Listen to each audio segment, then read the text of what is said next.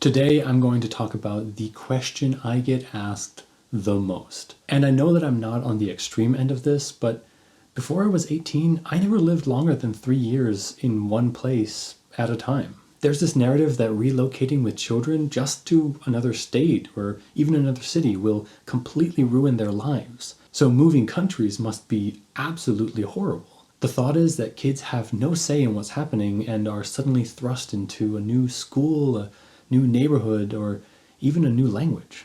But we often forget how adaptable children are, especially if moving has always been a part of their life. It might be a problem with teenagers who have built a life in their town, have a bunch of friends, and then taking them away from that. But the question was, did it ruin my life? And honestly, no, not at all. It wasn't always easy.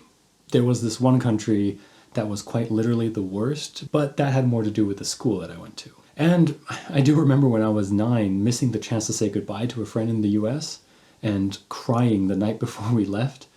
But other than that, I don't think I have any traumas related to moving. All the bad stuff that happened could and probably would have happened to me in some form or another if I had stayed in one country. One great thing is that I can always remember around about what year certain memories happened because I just remember what country or what house we were living in when it happened. But there are so many other benefits from moving to different countries and different cultures as well. Just being able to see other ways of living and realizing that your way of living isn't the only correct way is a huge benefit. Staying in one location your entire life can make you so distrustful of anything different, just because you haven't seen anything different in your life. Another benefit was learning to make friends really quickly. When I was younger, I always had a small group of really good friends that I made very quickly, because I had to.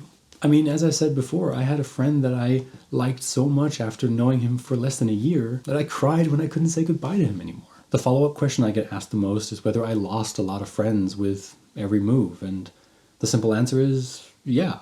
But when I ask them if they still hang out with the same friends from kindergarten or grade school, they usually say they don't.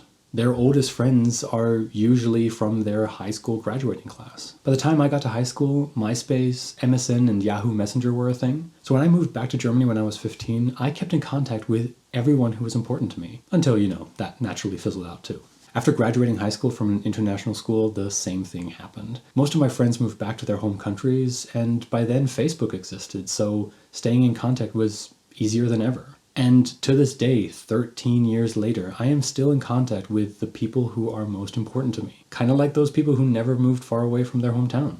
So if you are right now trying to decide, researching online if you should move with a child or children, I'd like to be put into the pros column. My childhood wasn't perfect, hardly any really are. But the languages, the people, the cultures, the opportunities, all benefited me in the long run.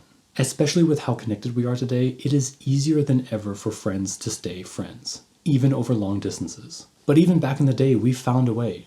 Like when I moved from Germany in 2002, a friend and I wrote letters to each other for 2 years until MSN Messenger became a thing. So as you see, good friends last, no matter what.